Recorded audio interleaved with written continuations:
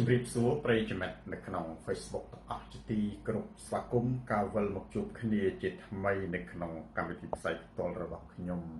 នាម៉ោង 9 យប់ម៉ោងនៅក្នុងប្រទេសកម្ពុជាស្វាគមន៍ប្រិយមិត្តនាំមុខគេទីបំផុតប្រិយមិត្តជាច្រើនរូបរណ្ដាកឹមគួនសាមជីវិតស្រុកគេចន្ទ្រីវដីលីណារិទ្ធខុតដែលកោះញែកជាស្រុកកំណើតខ្ញុំជាតិខេមរាព្រមទាំងជាតិនេះជំពាក់កម្មអូនប្រពន្ធគេរឹបធីឡូនដានីគ្រួចត្រីនិងប្រិយមិត្តជាច្រើនរូបដែលកំពុងតាមដានទស្សនាខ្ញុំសូមបង្ហាញនៅរបៀបរយៈ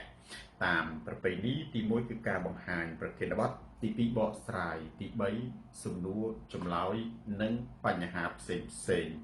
ប្រធានបទថ្ងៃនេះមាន2មុននឹងចូលទៅដល់ប្រធានបទទាំងពីរនេះប្រិយមិត្ត share វីដេអូនេះទៅកាន់ប្រិយមិត្តដទៃទៀតទូរទស្សន៍សូនតារាទៅដល់ទីណាការផ្លាស់ប្ដូរផ្នត់កំណត់ទៅដល់ទីនោះការផ្លាស់ប្ដូរផ្នត់កំណត់ទៅដល់ទីណាការយល់ដឹងទៅដល់ទីនោះស្ដាប់សូនតារាកើនបញ្ញាផ្លែស្ដាប់ហ៊ុនម៉ាណែតអត់ទឹកដមមែនតែនស្ដាប់ហ៊ុនសែនកើតរោគចិត្តចាញ់ក្មេងកតិបណ្ឌិតទៅចាប់ធ្វើបាបអវទូរទស្សន៍សូនតារានៅសុខខណ្ឌស្រាតខោជនបដិការផ្លាស់ប្ដូរផ្នត់គំនិតប្រធានបទទី1ថ្ងៃនេះខ្ញុំនិយាយអំពីពលរដ្ឋខ្មែរនៅប្រទេសជប៉ុនហើយអ្វីដែលខ្ញុំផ្ដោតការយកចិត្តទុកដាក់គឺឆាកអន្តរជាតិនិងអនាគតអាស៊ីឆាកអន្តរជាតិបង្ហាញបទឧក្រិដ្ឋអនាគតអាស៊ីសូមែនឆានប្រធានបទទី2សេរីភាពជាដង្ហើមខ្ញុំគ្មានទ្រព្យគ្មានទ័ពគ្មានអាវុធជាងបណ្ណាហេតុអ្វីសម្ដេចចុកមូលចុកចាញ់កែវវាសនាប្រិយមិត្ត share វីដេអូនេះទៅកាន់ប្រិយមិត្តដទៃទៀតទូរទស្សន៍សូនដាស្រាតខោជនផ្ដាច់ការផ្លាស់ប្ដូរផ្នត់គំនិតមុននឹងចូលទៅដល់ប្រធានបទទីសំខាន់នេះរដ្ឋរៀនខ្ញុំមានគ្រឿងក្លែង2ដែរគ្រឿងក្លែងទី1ខ្ញុំសូមចូលរួមឈឺចាប់និងថ្កោលទោសភីសុផាចំពោះការចាប់អ្នកសារព័ត៌មាននិងសកម្មជនបរិស្ថានលោកអុកម៉ៅបញ្ជូនទៅដាក់គុកខ្ញុំតែងតែលើកជារឿយឲ្យថានៅប្រទេសកម្ពុជាគេអត់បានប្រើច្បាប់មនុស្សគឺគេប្រើច្បាប់អ្នកតាច្បាប់អ្នកតាគឺអ្នកដែលនោមដុតខ្ទមអ្នកតារួចខ្លួនអ្នកដែលនិយាយថាអ្នកឯងនោមនឹងដុតខ្ទមអ្នកតាត្រូវអ្នកតាកាច់ឥឡូវជាក់ស្ដែងនៅក្នុងប្រទេសកម្ពុជាមិនដែលឃើញក្បាលអ្នកកាប់បំផ្លាញព្រៃឈើណាត្រូវបានគេចាប់ដាក់គុកវាឃើញតែអ្នកដែលនិយាយថាគេកាប់បំផ្លាញព្រៃឈើត្រូវបានចាប់យកទៅដាក់គុកនេះគឺជារឿងអយុត្តិធម៌និងសេចក្តីឈឺចាប់យ៉ាងធ្ងន់ធ្ងរស៊ីជម្រៅដែលដក់ជាប់នៅក្នុងផ្នត់គំនិតរបស់ខ្មែរយើងកុំពីអញ្ចឹងខ្ញុំសួរបងប្អូនទៅមើលសូរិយាស្រីតើបងប្អូនធ្លាប់ឃើញពួកកាប់ឈើណាម្នាក់ត្រូវបានគេចាប់យកទៅផ្ដន្ទាទោសបើទោះបីជាព្រៃឈើរៀប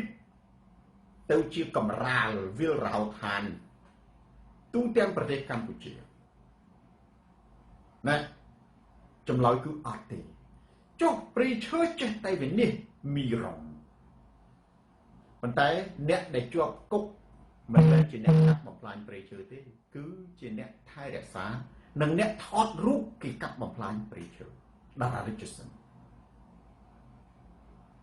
ជិះសំណួរ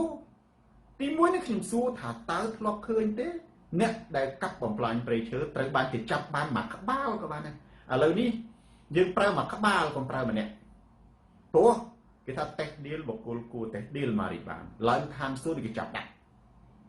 សរសើរបុគ្គលគួរតេស្តឌីលធ្លាក់នរកដូចគេធាក់ពីក្រោយឥឡូវយើងនិយាយចឹងទៅព្រោះរឿងហ្នឹងវាសំនឹងថាអញ្ចឹងព្រោះវាអត់មានណាកែវគីនីអត់មានអ្វីដែលបង្ហាញឲ្យយើងឃើញពីទំនុកចិត្ត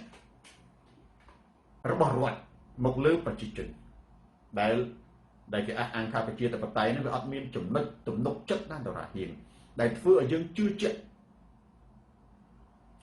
ចឹងសំណួរទី1ថាតើធ្លាប់ឃើញអ្នកកាប់ឈើប៉ុន្មានក្បាលហើយដែលត្រូវបានគេចាប់យកទៅដាក់គុកអត់ទេ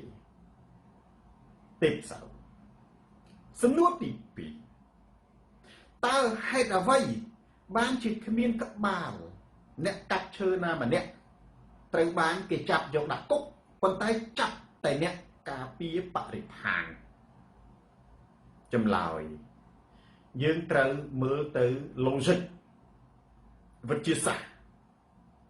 ថានៅក្នុងប្រទេសកម្ពុជាមនុស្សដែលគ្មានខ្នងគ្មានអំណាចពីក្រោយខ្នងមិនអាចទៅកាប់ព្រៃឈើឈូសឆាយព្រៃបានឡើយលើកលែងតែអ្នកនោះគឺជាអ្នក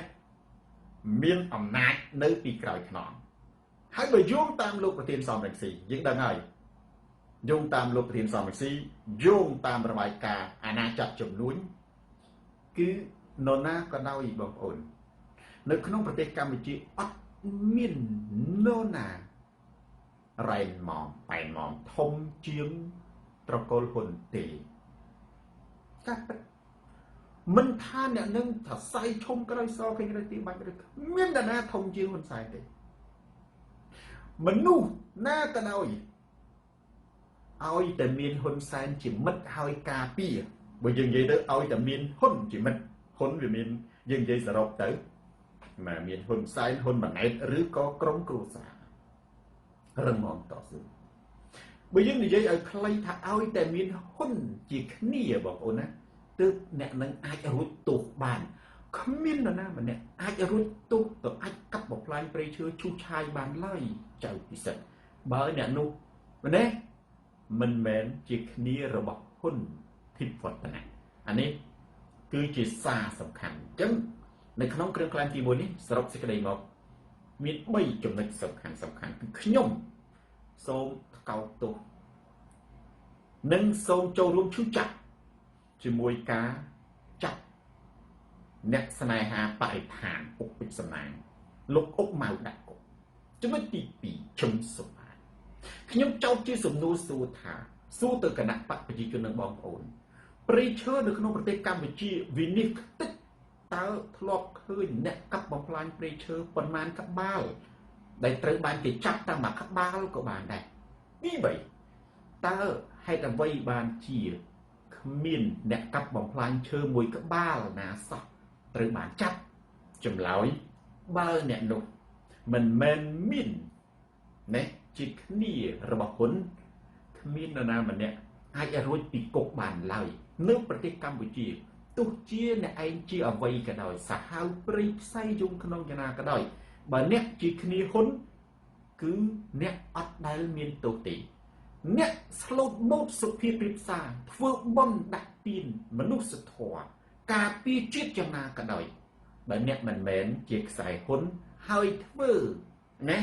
ឲ្យខ្សែហ៊ុនមិនសប្បាយចិត្តអ្នកនោះជាព្រះអិនឬជាមនុស្សដែលអត់មានទុកកំហុសអ្វីក៏ត្រូវតែជាប់គុកដែរអានេះគឺជាការពិតប្រិយចំណេះ share វីដេអូនេះទៅកាន់ប្រិយចំណេះដទៃទៀតទូរទស្សន៍សូនតាស្រាច់ខោជន់ផ្ដាច់ការផ្លាស់ប្ដូរផ្នែកកំណត់ម្នេះគុណកុសលគ្រឿងក្លែងទី2ខ្ញុំលើកគ្រឿងក្លែងទី2នេះមកបូព៌ាយកមកនិយាយព្រោះខ្ញុំបានសរសេរនៅក្នុងអត្ថបទរបស់ខ្ញុំមុននេះប្រហែលជា1ម៉ោងមុននេះមិនដល់1ម៉ោងទេប្រហែលជា30-40នាទីមុនតែពិតអត្ថបទខ្ញុំសរសេរឲ្យខ្លីប៉ុន្តែសាររណ្ដាកម្មគឺវែងសារហ្នឹងគឺ បងប្អូនអ្នកណាទៅអានអត្ថបទខ្ញុំមួយនេះបន្តិចខ្ញុំនិយាយថា CPP ថាឲ្យតែអ្នកបានទៅរស់នៅក្រៅប្រទេស Galfan ដឹងតែ deal រដ្ឋាភិបាលតែម្ដងហេតុអីគេសួរជាហេតុអីបានជាពួកហ្នឹងឲ្យតែធ្វើរឹកលយម៉េះខ្ញុំក៏ឆ្លើយដូចនៅក្នុង comment ដូចនៅក្នុងអត្ថបទដែលខ្ញុំសរសេរប៉ុន្តែខ្ញុំនិយាយអំពីសាវតានឹងបន្តិចហ្មងស្រីស្រួយសាវតាដែលគេសួរនេះមិនមែនប៉ុណ្្នឹងទេមានបងប្អូនយើងគាត់ផ្ញើសារពីកូរ៉េណាហើយគាត់សុំទៅពួកគាត់បានឆ្លងឆ្លើយជាមួយនឹង CPP នៅក្នុង Facebook គាត់ក៏ screenshot សារដែលគាត់ឆ្លងឆ្លើយមកឲ្យខ្ញុំផ្កាយកំពុងដើម្បីសុំទៅពួកណាសារនោះមានន័យថាអញ្ចេះគេឆ្ងល់ណាពួកនឹងក្រែងបានទៅក្រៅប្រទេសដោយសារតែរដ្ឋាភិបាលទៅអីគេចង់សម្ដៅលើពួកទៅកូរ៉េឬក៏អ្នកទៅជប៉ុននេះណាទីទៀតខ្ញុំនិយាយអានឹងដោយសារភ្ជាប់ជាមួយនឹងប្រធានបទទី1មិត្តម៉ានឯចុះហេតុអីឆ្ងល់ណាបានជាឲ្យតែបានទៅធ្វើការឬក៏ទៅនៅក្រៅប្រទេសដឹងតែជេរគេមិនប្រាដៀលគាត់ណាខ្ញុំនិយាយសេពាក្យខ្លីបរិសេពាក្យវែងទៅណាសូវនសូមនុស្សខ្ញុំចង់ឲ្យមនុស្សយល់ឲ្យខ្លីអើអានខ្លីតែពិតអត្តន័យនេះសាវតាទៀតគេថាជេរគេមិនប្រើដៀលទេខ្ញុំប្រើពាក្យដៀលក្នុងអត្ថបទហេតុអីបានជាមនុស្សឲ្យតែបានទៅរស់នៅស្រុកគេបន្តិចបន្តួចឲ្យតែបានចេញទៅធ្វើការស្រុកគេបន្តិចបន្តួចតាំងធ្វើឯងណាតនិខានហំមកជេរថ្នាក់ដឹកនាំនិងរដ្ឋាភិបាលទាំងខ្លួនឯងនឹងបានទៅក្រៅប្រទេសទៅធ្វើការក្រៅប្រទេសទៅរស់នៅស្រុកគេក៏ដោយសារតែរដ្ឋាភិបាលដែរអេងគីមយឿនពេលនោះឃើញគាត់តតាំងច្រើនណាស់គីមលីសុកប៉ុន្តែគាត់ណាសម្រេចក៏ផ្ញើអានឹងសុំទៅពួកខ្ញុំក៏សរសេរចម្លើយរបស់ខ្ញុំឲ្យទៅគាត់យ៉ាងខ្លីថាដូចតែខ្ញុំសរសេរនៅក្នុង status កង្កែបពេលចេញពីអណ្ដូងមិនដែលមើលឃើញមេឃតូចជាងអណ្ដូងរបស់វាឡើយប៉ុណ្ណឹងណាបងប្អូនគាត់ថាអរគុណច្រើនណាស់រំវិតាគុំអរគុណច្រើនមួយម៉ាត់ព្រោះបងប្អូនធ្លាប់ជួបសូនតារាមានបងប្អូនយើងខ្លះតើលោកគ្រូនៅក្នុង Facebook ដូចជាផ្សេងនឹងមិនសម្រាប់ឲ្យបើសម្រាប់ដល់សង្ហាហើយយូរថណែមបើសម្រាប់បងប្អូននេះដឹងថានៅក្រៅហ្នឹងគឺថាបើអ្នកល្មមហ្នឹងគឺលងស្នេហ៍ណាលងស្នេហ៍នឹងសម្រាប់ហើយប៉ុន្តែបើយើងនិយាយអំពីលក្ខណៈផ្សេងបងប្អូនយើងភាគច្រើនមិនទាំងអស់ទេគាត់ថាលោកគ្រូនៅក្រៅហ្នឹងមនុស្សពីរផ្សេងគ្នាពី Facebook នៅ Facebook និយាយថាវាបោចសុភិរាភីវប៉ុន្តែនៅក្រៅអត់និយាយមួយម៉ាត់ខ្ញុំក៏អត់ដឹងដែរបងប្អូនប៉ុន្តែអ្នកខ្លះខ្ញុំធ្លាប់ឆ្លើយប្រាប់អត់ទៅដោយសារមានមនុស្សជាច្រើនខ្ញុំដឹងថាឲ្យតែពេលជួបខ្ញុំភាគច្រើនអ្នកខ្លះគេថាចឹងមិនមែនទាំងអស់ភាគច្រើនគេថាទីដាល់ជួនគេថាលោកគ្រូ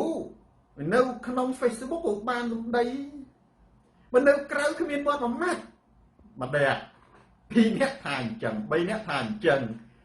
ប៉ុន្តែអ្នកខ្លះខ្ញុំឆ្លើយប្រាប់គាត់ខ្ញុំថាខ្ញុំអានៅខាងក្នុង Facebook នៅខាងក្រៅខ្ញុំបានសម្ដីដូចតែគ្នាហ្នឹងគាត់ថាខ្ញុំមិនដឹងនិយាយរឿងអីមិនចឹងវាសួរថាមិនចឹងលោកគ្រូបងប្អូន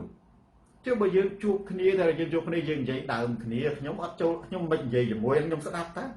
អ្នកណាជួបសូនតារាទៅនិយាយដើមគ្នាខ្ញុំលេងតបាទព្រោះសូនតារាវាចេះបើនិយាយរឿងវិទ្យាសាស្ត្រអានឹងចូលគ្នាសំខាន់មនុស្សដែលនិយាយត្រូវគ្នាខ្ញុំនិយាយតែដូចវ៉ែដូចតែក្នុង Facebook ចឹងហើយយើងនិយាយអាក្រក់ចុះវ៉ែឧទាហរណ៍និយាយពីវិទ្យាសាស្ត្រនិយាយអំពីនយោបាយនិយាយអំពីយុទ្ធសាស្ត្រសេដ្ឋកិច្ចនិយាយអំពី ទស្សនវិជ្ជានិយាយពីផ្នែកគំនិតសំខាន់ការពិវត្តគ្រូក្បាលលេណាអានេះខ្ញុំនិយាយប៉ុន្តែបើមនុស្សយើងទៅជួបគ្នានិយាយដើមគ្នាអានេះល្អអានោះអាក្រក់អានោះវាអត់ចូលចិត្តខ្ញុំអានោះថ្ងៃមុនវាថាឲ្យខ្ញុំចេះអានេះខ្ញុំមានអីត្រូវនិយាយអ្នកខ្លះច្រើនគេដឹងតើអ្នកខ្លះ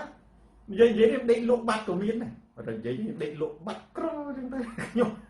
នៅចឹងអើដឹងយ៉ាងម៉េចអញ្ចឹងថ្ងៃនេះណាដូចជាចម្លើយសូនរាជាសាធារណៈទៅកាន់បងប្អូនណាប៉ាលីហួងអត់ទាន់សូបងប្អូនតើលោកគ្រូនៅក្នុង Facebook ព្រោះរឿងនេះខុសគ្នានៅក្រៅហ្នឹងគឺថាវានិយាយណាលីតែអញ្ចឹងទូចប៉ុន្តែនៅក្រៅដូចមិនបានមុតមិនបានកយទេខ្ញុំតែនិយាយតទេប៉ុន្តែខ្ញុំនិយាយប្រាប់គ្នាយើងមួយចំនួនណាខ្ញុំក៏តទៅដូចខ្ញុំថាបាញ់មិញអញ្ចឹងខ្ញុំថាខ្ញុំបើនិយាយប៉ះចំអាអ្នកដែលត្រូវគ្នាគឺនិយាយបែកនៅបើកឡានហ្នឹងថា10ម៉ោងនិយាយតែ10ម៉ោងណាបងណានិយាយរឿងវិទ្យាសាស្ត្រនិយាយរឿងដូចថាចក្រវាលតារាសាស្ត្រអាវិទ្យាសាស្ត្រណានិយាយរឿងទស្សនវិជ្ជានយោបាយសេដ្ឋកិច្ចប្រព័ន្ធគ្រប់គ្រងនេះនិយាយរឿងប្រាជ្ញាអានេះខ្ញុំលូកមាត់ទៅប៉ុន្តែបើម្នាក់ជួបគ្នានិយាយដើមគ្នាសុំមនុស្សចឹងខ្ញុំអត់មាននិយាយទេមិនអានេះមិនជាចំណូលចិត្តរបស់ខ្ញុំនេះគ្នាយើងណាដែលធ្លាប់ជួបសូនតារាតាំង100នាក់គឺដឹងខ្ញុំតាំង100នាក់មិនថានៅស្រុកខ្មែរមិនថានៅស្រុកអាមេរិកមិនថានៅស្រុកបារាំងស្រុកណាទេឲ្យតែជួបនិយាយដើមគ្នាដឹងអត់មានខ្ញុំតមកទេដឹងខ្ញុំអត់មានទេមនុស្សដែលអត់ចេះមកចេះកតរសោះព្រោះជារឿងអត់ប្រយោជន៍ទាំងប៉ុនវាអត់មានចំណេញដល់គ្រូក្បាលតែបើនិយាយដើមគ្នាបាននិយាយរឿងសាមគ្គីនិយាយទៅអូឥឡូវនឹងសាមគ្គីគ្នាកន្លែងយើងពីមុនណាអត់មានអ្នកណាចូលរួមទេឥឡូវស្រាប់តែលោកគ្រូអើយគ្រាន់តែយើងបោះអានេះផ្សាយដំណឹងអីហ្នឹងអ្នកចុះឈ្មោះឥឡូវហ្នឹងពីមុន50នាក់ឥឡូវចុះឈ្មោះបាន400នាក់ណាអូអាហ្នឹងខ្ញុំចូលចិត្តវិញខ្ញុំចូលលូកមាត់ថែមអាហ្នឹងណាបើទៅវិញនិយាយដើមគ្នាគេអាក្រក់ទាំងអស់មនុស្សសុំវិញលោកសុទ្ធអាក្រក់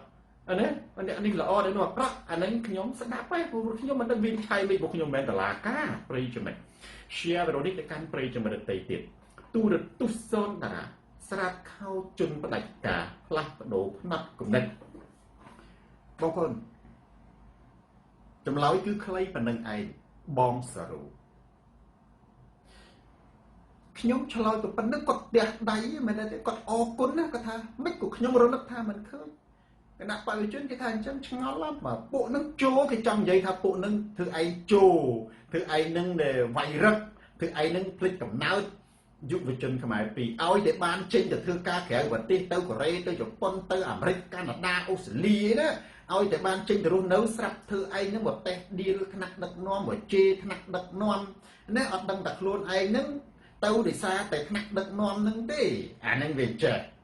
ជើងតារានិយាយតែមួយម៉ាត់យ៉ាងខ្លីថាធម្មតាជុំសវណ្ណីមនុស្សកង្កែបខ្ញុំប្រើនេះទៀតកង្កែបដែលចេញពីអណ្ដូងណាពូកាហេងវាមិនដែលមើលឃើញមេឃតូចជាងអណ្ដូងទេប៉ុណ្ណឹងនៃគ្រប់គ្រាន់ហើយបងប្អូនហេតុអីបងប្អូនណាមនុស្សជាច្រើននៅក្នុងប្រទេសកម្ពុជាគឺដូចនៅក្នុងអណ្ដូងអញ្ចឹងដោយសារអីបងប្អូនស្គាល់របបកូរ៉េខាងជើងបងប្អូនស្គាល់របបប៉ុលពតបងប្អូនស្គាល់របបហ៊ុនទេបូស្ចាមានន័យថាប្រព័ន្ធផ្សព្វផ្សាយនៅក្នុងប្រទេសកម្ពុជាគឺគេនិយាយតែពីការថ្វាយបង្គំថ្នាក់ដឹកនាំដោយកូរ៉េខាងជើងដូចប៉ុលពតគេនិយាយពីជ័យខូជ័យយោទេគេអត់មានឲ្យយើងឃើញការពិតទេហើយមុននឹងគេយកទៅផ្សាយនៅក្នុងវិទ្យុទូរទស្សន៍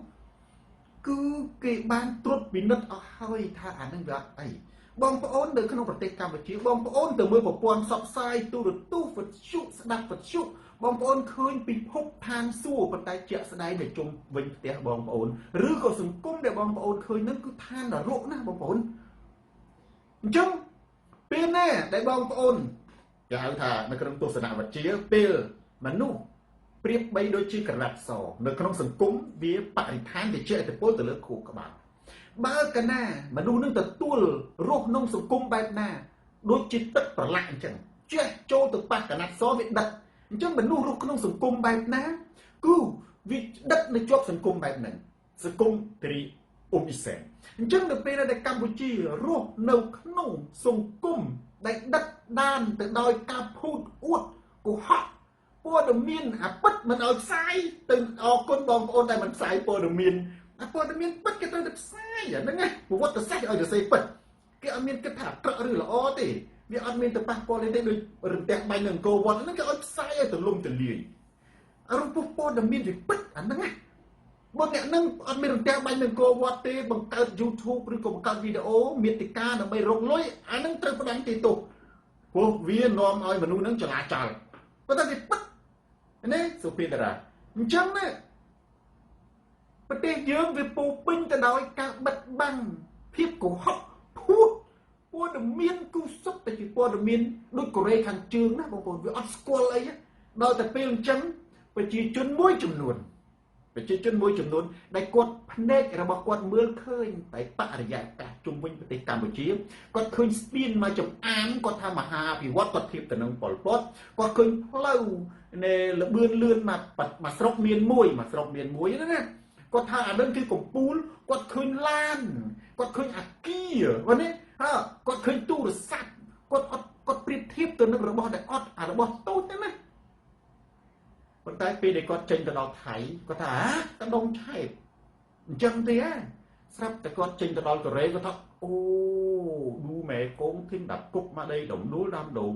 ស្រាប់តែគាត់ចេញមកដល់ជប៉ុនគាត់ថាវ៉ាវស្រាប់តែគាត់មកដល់អឺរ៉ុបគាត់ថាជុំបងប្អូនមិននៅស្រុកនេះវាអត់មានស្អីទេអ្នកខ្លះនៅស្រុកខ្មែរយើងធ្លាប់តែឃើញគេនិយាយអីបន្តិចគេចាប់ដាក់គុកហ្នឹងយើងអត់ដឹងណាស្រាប់តែយើងមកដល់សូនត្រាដល់អឺរ៉ុបនេះទៅនិយាយទៅពីពពុះមាត់ទៅនិយាយទៅដាច់ខ្យល់ងាប់ដេកនៅដីទៅខ្លាចណាទៅថាអីកុំឲ្យតែយើងប្រើកម្លាំងទេហិង្សាសេងសំណាងទៅប៉ះគេអញ្ចឹងណាពេលដែលមនុស្សបានចេញពីកម្ពុជាបងប្អូនណាច័ន្ទសូរាវ័តមនុស្សខ្លះដូចដុសស្លាប់ចឹងបងប្អូនមានដឹងថាអ្នកខ្លះបានចេញពីកម្ពុជាផល្លាកែវដូចដុសស្លាប់ដូចមានអារម្មណ៍ថាសេរីភាពក៏មានកម្លាំងចិត្តក៏មានចំណេះដឹងក៏មានបញ្ញាក៏មានឃើញពិភពលោកនឹងគឺថាវាអត់ដូចអ្វីដែលនេះពួកជនផ្ដាច់ការផ្សព្វផ្សាយតតែសាអញ្ចឹងប៉ុណ្ណេះបងប្អូនច្បាស់ជាចោទសំណួរសួរមកខ្ញុំវិញបច្ចាស់អានេះត្រូវតែនិយាយបច្ចាស់ព្រោះតែនេះត្រូវតែមានមែនគេថាបើនិយាយអញ្ចឹងចុះហេតុអីបានជាខ្មែរយើងនៅក្រៅស្រុកដូចក្រៅស្រុកយើងនិយាយទៅស្រុកទាំងអស់ទៅលំសពកូរ៉េជប៉ុនអាមេរិកក៏ដោយមែនទេមិនត្បិតតែដឹងថាខ្លួនចេញពីឥណ្ឌូមើលទៅឃើញពិភពលោកមេឃធំជាងឥណ្ឌូស្រីកាហេតុអីបានជាពួកនឹងនៅតែមិនចូលរួមសកម្មភាពដើម្បីចូលរួមផ្លាស់ប្ដូររបបផ្ដាច់ការលីសុកលីននិងអ្នកខ្លះទៅគ្រប់គ្រងរបបហ៊ុនចម្លើយបងប្អូនជំនួសនេះដែរជំនួសគិរីទោះជាក្រៅប្រទេសស្រស់ស្អាតយ៉ាងណាដូចជាឋានទេវតាឬក៏ឋានព្រះឥន្ទព្រះព្រហ្មក៏ដោយសារជាតិរបស់មនុស្សគឺស្រឡាញ់ស្រុកកំណើតទឹកដីរបស់ខ្លួនការនឹករលឹកនិងចង់ទៅលេង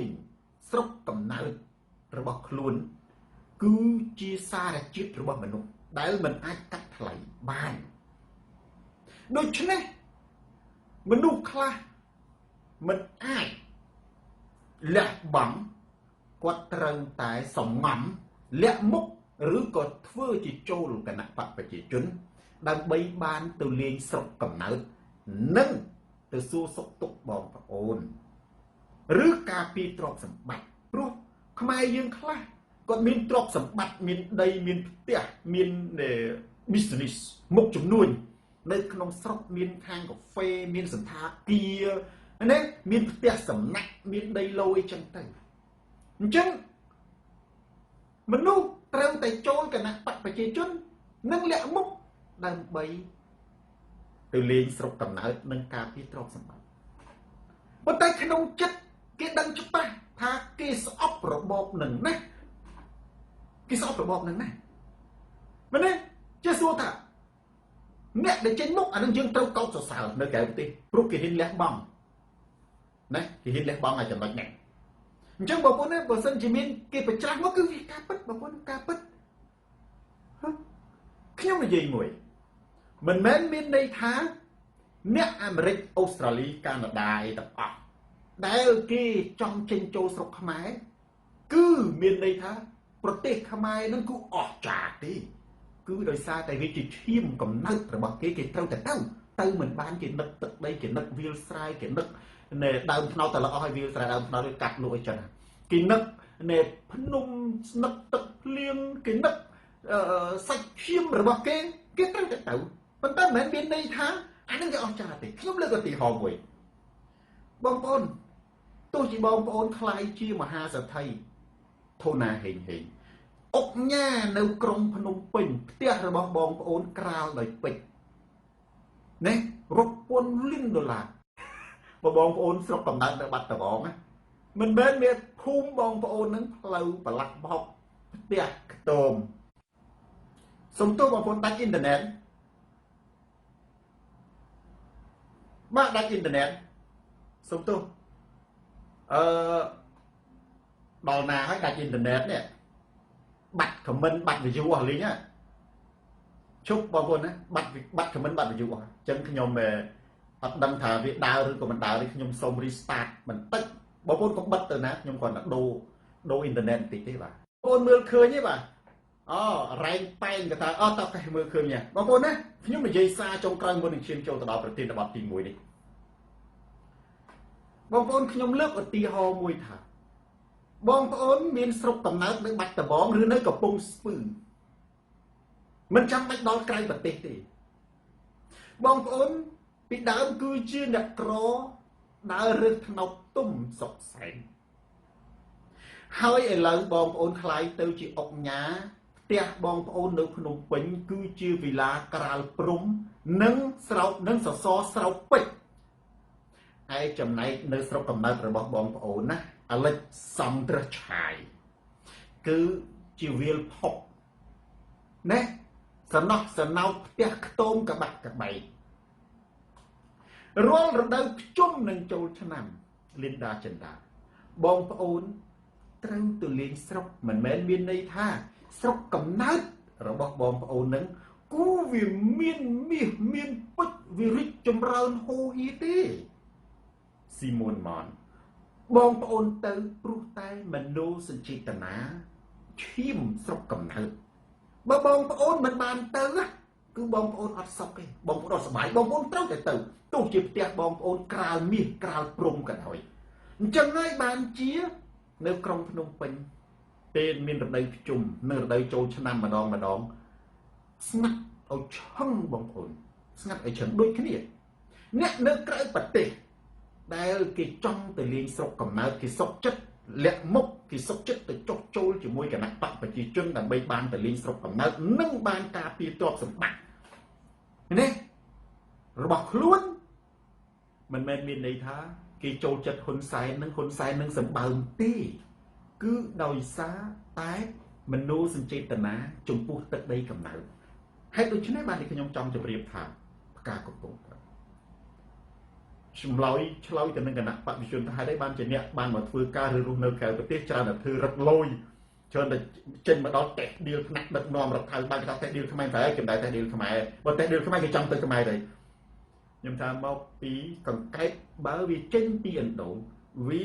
អត់ឃើញមេឃតូចជាងឥណ្ឌូទេហើយមូលហេតុចុះហេតុអីបានជាអ្នកខ្លះចង់ណាចូលគណៈបព្វជិជននឹងស្ងាត់មកដឹងថាវាអាក្រក់មនុស្សស្រឡាញ់ទឹកដីកំណើតដោយសារតែចង់ទៅលេងស្រុកកំណើតនិងមានទ្រព្យសម្បត្តិនៅក្នុងស្រុក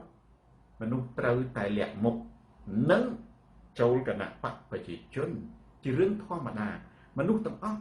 មិនមែនសុទ្ធតែជាមនុស្សដែលហ៊ានលះបង់ទេអញ្ចឹងហើយបានជាមនុស្សអស្ចារ្យរកបានដោយកម្របងប្អូនប្រិយមិត្ត share វីដេអូនេះទៅកាន់ប្រិយមិត្តដទៃទៀតច័ន្ទវីទូរទស្សន៍សូនតារាកំនិថាហំស្រាច់ខោជន់ផ្ដាច់ការសូរ៉ាវ័តផ្លាស់ប្ដូរផ្នែកគំនិតប្រធានបទទី1ថ្ងៃនេះខ្ញុំនិយាយអំពីជប៉ុនសុគន្ធធីរីអ៊ុំអ៊ីសែននៅជប៉ុនសប្តាហ៍ក្រោយឬក៏ថាសប្តាហ៍ក្រោយជាងមួយសប្តាហ៍ទៀតនឹងមានមហាបាតកម្មមួយខ្ញុំសូនតារានឹងចូលរួមពីចម្ងាយហើយសូម ប្រកាសគាំទ្រនៅមហាបាតកម្មនេះខ្ញុំបានដាក់ប្រធានបទមួយសំណាងកែវនិយាយអំពីអនាគតអាស៊ីនៅលើឆាកអន្តរជាតិបើយោងតាមប្រព័ន្ធផ្សព្វផ្សាយនានាហ៊ុនម៉ាណែតត្រូវបានអញ្ជើញឲ្យចូលរួមជាវាគ្មិននៅក្នុងវេទិកាដែលរៀបចំដោយអង្គការសង្គមស៊ីវិលមួយចាន់វីលៀមស្ដីអំពីអនាគតអាស៊ីនៅប្រទេសជប៉ុនអញ្ចឹងនៅក្នុងប្រធានបទនេះខ្ញុំបដោតការយកចិត្តទុកដាក់សំខាន់ទៅលើឆាកអន្តរជាតិការប្រើប្រាស់ឆាកអន្តរជាតិដើម្បីឲ្យសកលលោកបានដឹងអំពីប្រទេសកម្ពុជាថាតើអនាគតប្រទេសកម្ពុជាជាប្រទេសមួយនៃតំបន់អាស៊ីវានឹងទៅជាយ៉ាងណាហើយខ្ញុំគិតថាយើងគួរតែលើកប្រធានបទឧក្រិដ្ឋកម្មនៅអាស៊ីដែលជាពិសេសយើងសំដៅទៅលើសិទ្ធិមនុស្សជាសំខាន់ទី1សិទ្ធិមនុស្សទី1និងឧក្រិដ្ឋកម្មឆ្លងដែនទី2ណាឧក្រិដ្ឋកម្មឆ្លងដែនទី2ការបងប្អូនវេទិកាអន្តរជាតិសំខាន់ណាស់ឲ្យតែយើងប្រើប្រាស់ត្រូវឲ្យយើងចេះប្រើប្រាស់ត្រូវគឺយើងបានបើកភ្នែកពិភពលោកពីមុនខ្ញុំមោទនភាពប្រទេសជប៉ុនណាទោះបីជាមានបាតកម្មទោះបីជាមានយើងផ្ញើញាត់ទោះបីជាដឹងរឿងយ៉ាងណាក៏មិនដែលមានតំណាងរាស្ត្រជប៉ុនណាទៅរសើបឬក៏ប្រតិកម្មបបិនតសៃសក់រឿងបញ្ហាសិទ្ធិមនុស្សនិងឧក្រិដ្ឋកម្មឆ្លងដែននៅក្នុងប្រទេសកម្ពុជាបាត់ឧក្រិដ្ឋឆ្លងដែនប៉ុន្តែថ្មីនេះវត្តមានលោកស្រីមួសុខហួរដែលឥឡូវនេះគាត់កំពុងតែនៅក្នុងប្រទេសជប៉ុនហ្នឹងមុនវត្តមានលោកស្រីមួសុខហួរនិងឥឡូវនេះមានតំណាងរាស្ត្រជប៉ុនចាប់អារម្មណ៍ហើយខ្ញុំជឿថាលោកស្រីមួសុខហួរក៏គាត់នឹងបានជួបតំណាងរាស្ត្រហើយរដ្ឋាភិបាលរបស់ជប៉ុនហើយបងប្អូនត្រូវចាំថាប្រទេសជប៉ុនណាតំណាងរាស្ត្រម្នាក់គឺមានឥទ្ធិពលទៅលើតំណាងរាស្ត្ររាប់រយអ្នកខ្លះដឹងព្រោះជប៉ុនគេស្ដាប់មនុស្សឲ្យតែមានហេតុផលអត់មានផាត់ណាចោលទេណាជប៉ុនប្រទេសដែលកាន់លទ្ធិប្រជាធិបតេយ្យអញ្ចឹងសម្លេងរបស់យើងសម្លេងរបស់យុវជននិងពលរដ្ឋខ្មែរនៅក្នុងប្រទេសជប៉ុនគឺទទួលបានផ្លែផ្កាគួរឲ្យកត់សម្គាល់ដែលយើងខិតខំប្រឹងប្រែងតាំងពីប្រហែលឆ្នាំមកឃើញថាដូចមិនមានរឿងអីកើតឡើងប៉ុន្តែថ្ងៃនេះនេះការយកចិត្តទុកដាក់ពីតំណាងរាស្ត្ររបស់ជប៉ុនគឺមិនមែនកើតឡើងដោយការបួងសួងទេគឺកើតឡើងដោយសារតែស្នាដៃរបស់យុវជនខ្មែរយើងនៅជប៉ុននិងប្រទេសកូរ៉េរួមសាមគ្គីគ្នាដូច្នេះមិនទាន់ចូលដល់បាតកម្មថ្ងៃនេះខ្ញុំអំពាវនាវឲ្យបងប្អូននៅជប៉ុនលះបង់លុយអាចរកបានទេបាតកម្មវាមិនមែនមិនងាយហ៊ុនមួយថ្ងៃបោទេលុយតិចតួចបិទចោលលះបង់លើកលែងតែក៏លោកគេដេញពីការងារអានឹងយើងលះមិនបានបើថាសូមអវត្តមានចំថ្ងៃចុងសប្តាហ៍ខ្មែរនៅប្រទេសជប៉ុនទូទាំងប្រទេសជិះរថភ្លើងជិះឡានដោយញញឹមទៅចូលរួមមហាបាតកម្មទាំងអស់គ្នាយើងជំរុញហើយបងប្អូនដែលនៅប្រទេសកូរ៉េដែលនៅជាប់ជប៉ុនគួរតែឆ្លៀតទៅចូលរួមដែរបងប្អូននិយាយអាសាខមមិនមកព្រោះនៅខាងខ្ញុំសូនពួកឲ្យតែដាច់អ៊ីនធឺណិតអាលីស៊ូហើយភ្ជាប់មកវិញណាគឺដឹងតែបាត់ view បាត់ comment ប៉ុន្តែដូច្នេះខ្ញុំ restart អ៊ីនធឺណិតបន្តិចឥឡូវឃើញ comment សំខាន់ខ្ញុំចង់ឃើញតែ comment view មិនបាច់ឃើញក៏បានដែរឲ្យតែឃើញ comment រត់មានន័យថានៅដើរប៉ុន្តែបើមិនជា view មិនឃើញហើយបងប្អូនអត់ comment ទៀតអានឹងខាតបងប្អូនណាខ្ញុំនិយាយម្នាក់ឯងខ្ញុំធ្លាប់អានឹង2ដងមានបទពិសោធន៍2ដងហើយនៅរាហៀង បានតែខ្ញុំជារំលឹកបងប្អូននេះជាឆ្ងល់ដាច់ហើយនិយាយអ្នកឯងចុច Facebook ទៅវាថាវាចេញអាស្អីណានោះបាត់ហើយវាថាវាលោតបាត់ហើយឯងនិយាយមួយកញ្ចក់ណារាជនីសំអញ្ចឹងចំណុចទី1ខ្ញុំកោតសរសើរណាចំពោះយុវជនខ្មែរនិងពលរដ្ឋខ្មែរនៅកូរ៉េនិងជប៉ុនហើយខ្ញុំសូមលើកទឹកចិត្តបងប្អូនឲ្យបន្តលះបង់ដើម្បីជាតិមាតុភូមិរបស់យើងជីវិតយើងអាចស្លាប់ប៉ុន្តែទឹកដីខ្មែរមិនអាចស្លាប់បានទេលុយអាចរកបានប៉ុន្តែទឹកចិត្តឧត្តមកតេលះបង់ដើម្បីជួបជុំគ្នាកូនខ្មែរអង្គរមិនអាចរកបានទេចូលសាមគ្គីគ្នាហើយអ្នកណាជួបសូនតារានិយាយដើមគ្នាអានឹងខ្ញុំអត់ដែរនិយាយជាមួយទេខ្ញុំអត់ដែរទៅស្អប់ខ្ពើមទេបើនិយាយរឿងសាមគ្គីអានឹងខ្ញុំនិយាយជាមួយនិយាយរឿងផ្នត់កំណត់ប្រទេសជាតិណាបើទៅជួបទៅគិតតែនិយាយដើមគ្នាជុំវិញនឹងអាហ្នឹងខ្ញុំរកអីតបានអញ្ចឹងបងប្អូនយើងគាត់ថាស៊ីវិឆ័យលោកគ្រូនៅក្នុង Facebook មនុស្ស10នាក់ថាអញ្ចឹង9នាក់និយាយថាអញ្ចឹងម្នាក់ទៀតគាត់ដឹងគាត់មានសួរតែលោកគ្រូនៅក្នុង Facebook ណាបុផាមានទៅតែបានសម្ដីនៅក្រៅអត់មាត់1ម៉ាត់ខ្ញុំមាត់ប៉ះចំអ្នកដែលមានគំនិតអាគំនិតត្រូវគ្នាគឺមាត់ច្រើនប៉ុន្តែបើនៅជុំគ្នានិយាយដើមគ្នាអានឹងដឹងអត់មានលឺមាត់ខ្ញុំតារារិសិន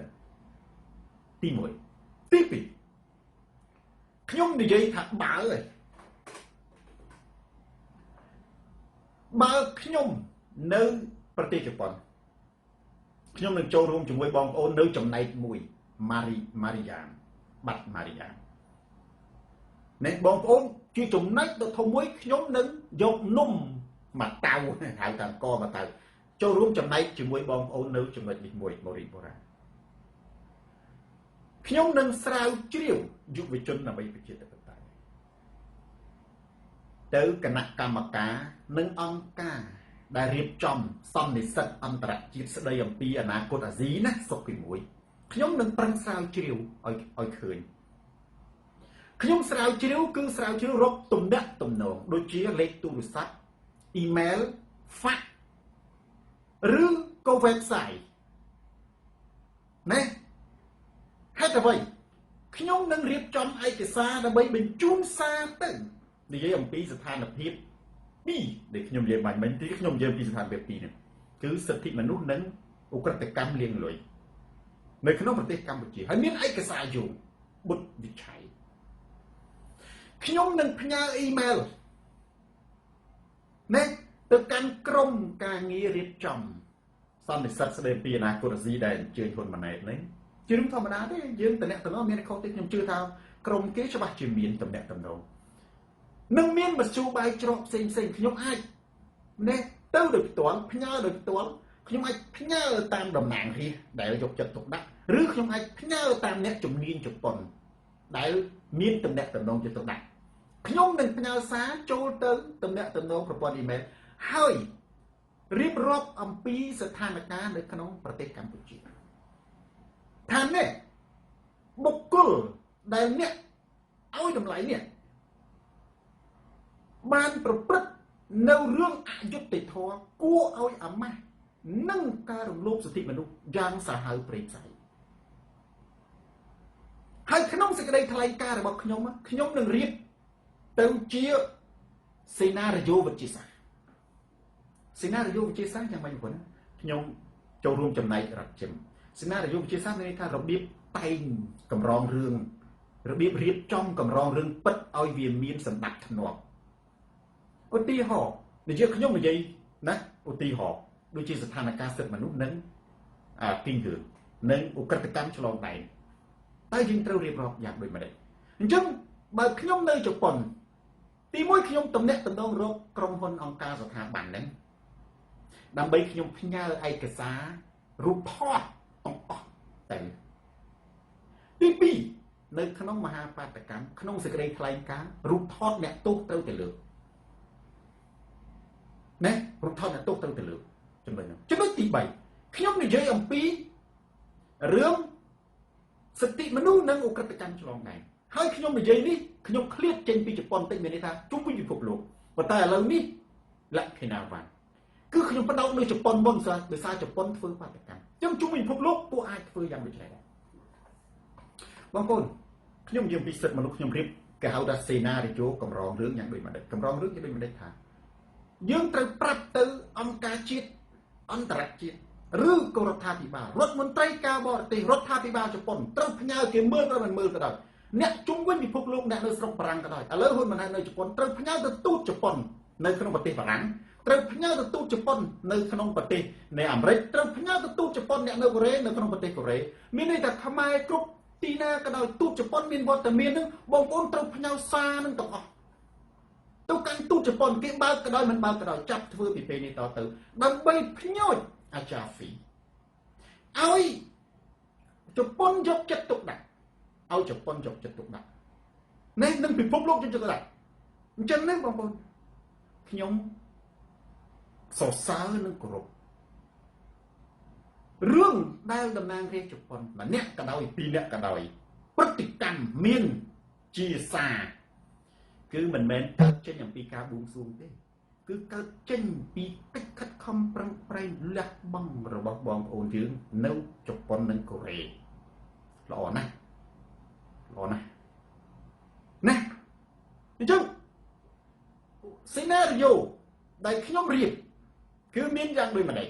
គឺគេហៅថាចងក្រងកម្រងវិទ្យាសាស្ត្រទី1ស្ថានភាពសិទ្ធិមនុស្សអនាគតនៅប្រទេសកម្ពុជាដែលជាផ្នែកមួយនៃអាស៊ីគឺកំពុងតែស្ថិតនៅក្នុងគ្រោះមហន្តរាយអ្វីដូចជាអ្នកទោសនយោបាយអ្នកទោសបរិស្ថានអ្នកទោសមនសិការចំណាក់ខ្មាំងគម្រាមកំហែងឆ្លងដែនអានេះយើងពិពណ៌នាទាំងអស់នៅក្នុងនោះឧទាហរណ៍ថានៅក្នុងប្រទេសកម្ពុជាមានអ្នកទោស100នាក់ជាប់គុកអ្នកទោសនយោបាយគេមិនឲ្យរៀបរាប់ឈ្មោះតែ100ទេគេអាចនិយាយថាអ្នកទោសនយោបាយនៅក្នុងប្រទេសកម្ពុជាការគម្រាមកំហែងផ្នែកនយោបាយយើងសរុបតួលេខតែម្ដងបងយូវីបុលយើងសរុបតួលេខតែម្ដងឃើញទេនៅបច្ចុប្បន្ននៅក្នុងប្រទេសកម្ពុជាអ្នកដែលត្រូវខ្ញុំលើកឧទាហរណ៍ត្រឹមតែអ្នកដែលកំពុងតែជាប់គុកនយោបាយមានចំនួន200នាក់នៅក្នុងនោះយើងលើកយកតែ3នាក់ឬក៏2នាក់កម្មសខាត្រូវតែលើកជាដាច់ខាតមិនអាចអត់កម្មសខាបានទេទីណាក៏ដោយត្រូវពំពាក្យកម្មសខាជាប់មាត់ពីព្រោះកម្មសខាគឺជាមេដឹកនាំគណៈបកប្រឆាំងស្មើនឹងអ៊ុំសានស៊ូជីហេតុអីបានជានៅលើពិភពលោកយ៉ាងនេះពិភពលោកស្គាល់អ៊ុំសានស៊ូជីជាប់គុកប៉ុន្តែមិនចាប់អារម្មណ៍រឿងកម្មសខាចិនដាខឹមបើទោះបីជាកម្មសខាខ្លួនឯងមិនមាត់កូនចៅគាត់មិនមាត់ណាដូចសូនតារាឪពុកជាប់គុកស្ងាត់មាត់ណាបើទោះបីជាកូនចៅកម្មសខាមែនទេអ្នកគ្រប់គ្រងកម្មសខាមិនមាត់ប៉ុន្តែយើងអត់ខ្វល់ថាគាត់យ៉ាងណាទេយើងខ្វល់រឿងមនុស្សធម៌យើងខ្វល់រឿងសិទ្ធិមនុស្សនិងមនុស្សធម៌យើងឧទាហរណ៍ថានៅក្នុងប្រទេសកម្ពុជាបច្ចុប្បន្ននេះមនុស្សមេដឹកនាំដែលអ្នកឯងកំពុងតែលើកដំកើងនេះអ្នកឯងកំពុងតែអញ្ជើញឈរមុខវេទិការបស់អ្នកឯងនេះគឺកំពុងតែសម្លាប់លទ្ធិប្រជាធិបតេយ្យសូបនសូនិងនយោបាយរួមមានអ្នកទោសនយោបាយជាង200នាក់តួលេខបងប្អូនណារបាយការណ៍គេនិយាយពីតួលេខមក200នាក់កំពុងតែជាប់គុកនៅក្នុងនោះមានកម្មសខាប្រធានគណៈបកមានថាច់សេដ្ឋាអ្នកនយោបាយនិងស៊ុនចន្ទធីយ៉ាងហោចគឺយើងនិយាយ3នាក់ដែរនៅក្នុងអង្គការសង្គមស៊ីវិល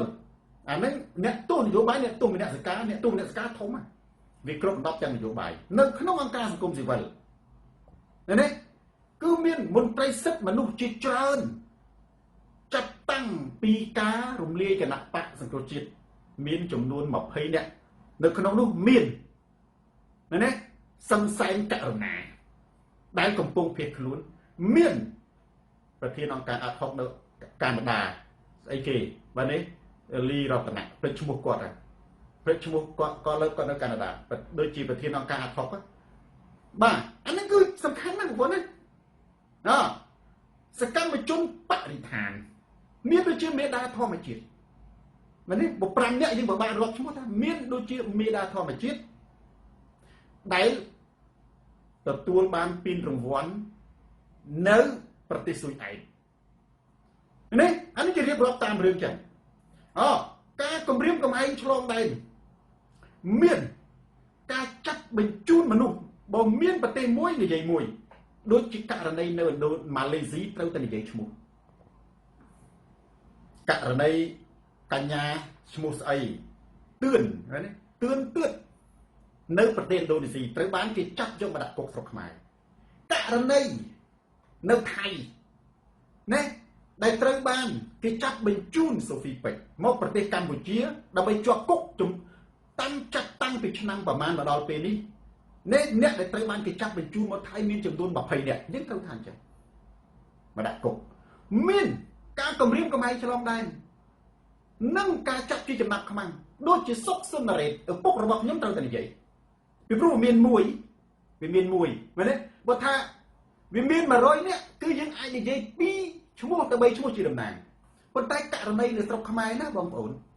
គឺយើងមើលអ្នកទោសរាប់រយនាក់អ្នកទោសរាប់រយនាក់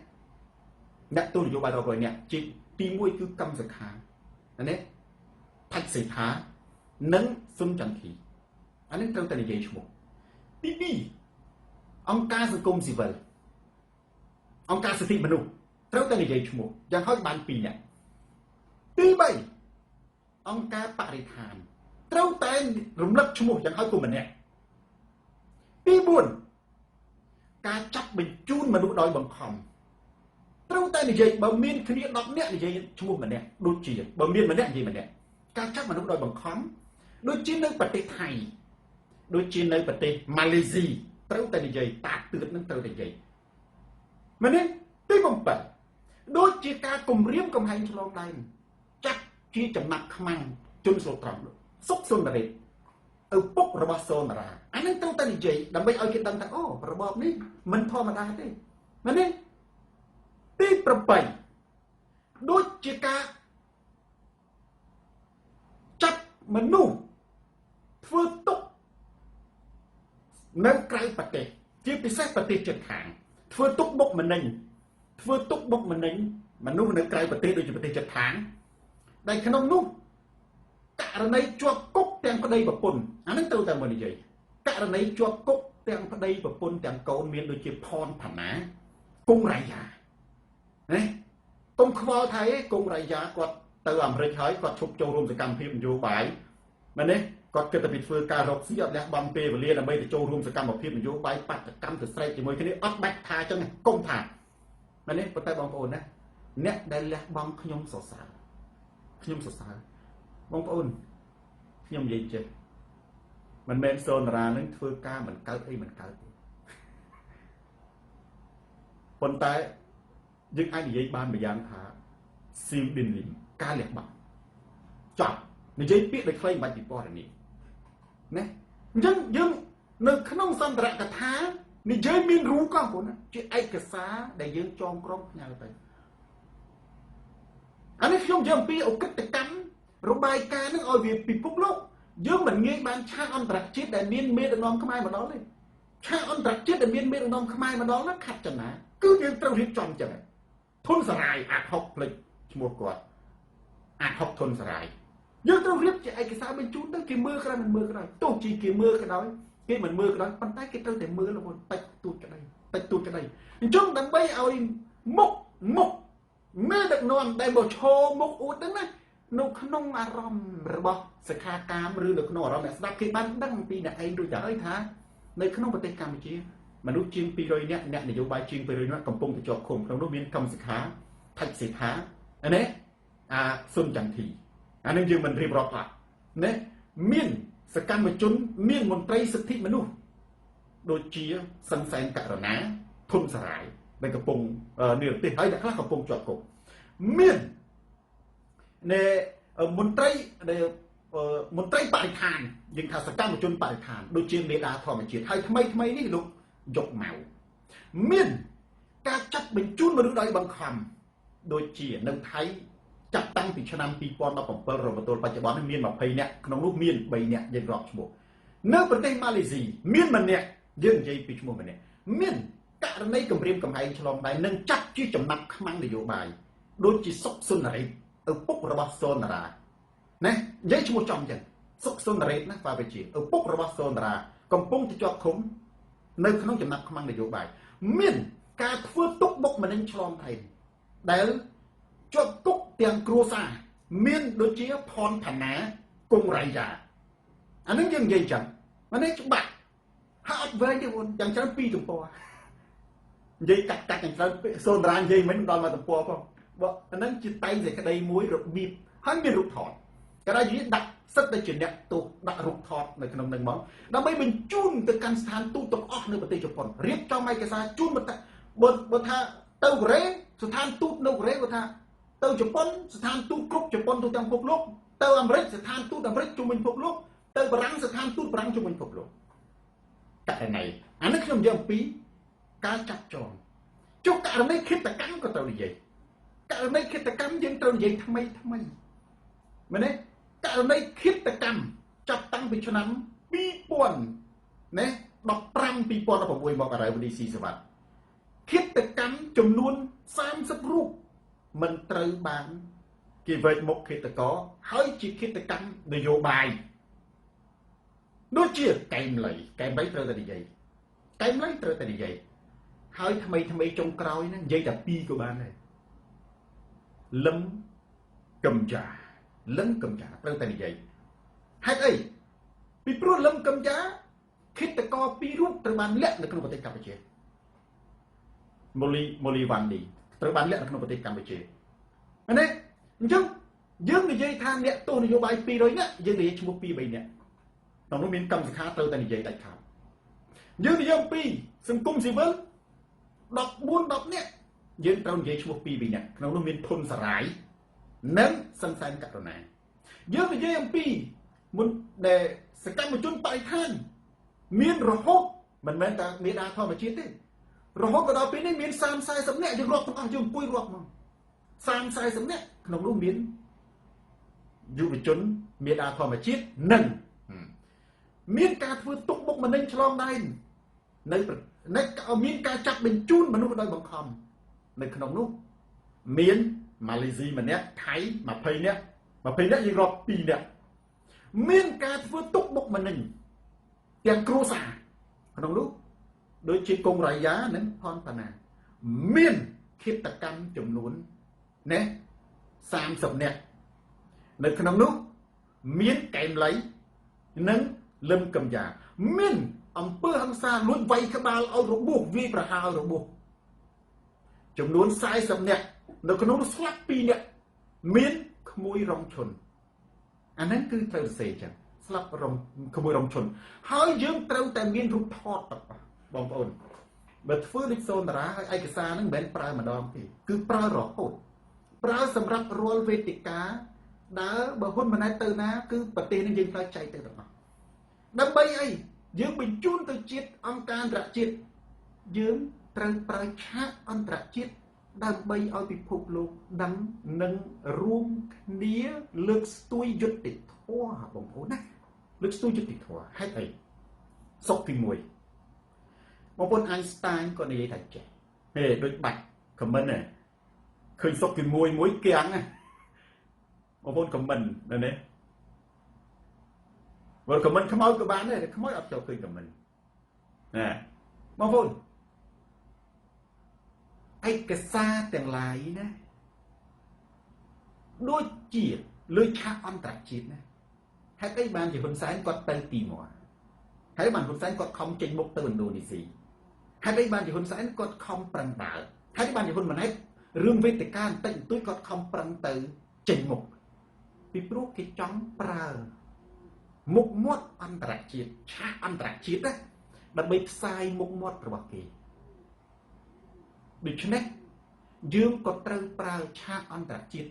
ដើម្បីបកមុខមាត់បកស្រោមមុខញញឹមរបស់ពួកគេដែរហើយវាជាការពិតហើយពួកគេនឹងចាំយើងហេតុអ្វីព្រោះគេនិយាយអត់ពិតបងប្អូនណាយើងត្រូវដឹងថាការពិតត្រូវតែឈ្នះហើយសួរថាចំណេញអ្វីបងប្អូនអាយស្តាញខ្ញុំនិយាយបាញ់មិញ Einstein ក៏ថាពិភពលោកយើងនឹងមិនត្រូវបានបំផ្លាញដោយមនុស្សអាក្រក់ទេគឺដោយសារតែមនុស្សល្អឬមនុស្សទូទៅឈរអោបដៃមើលប៉ាខេមដូនអៅដូច្នេះយើងមិនត្រូវឈរអោបដៃមើលឡើយ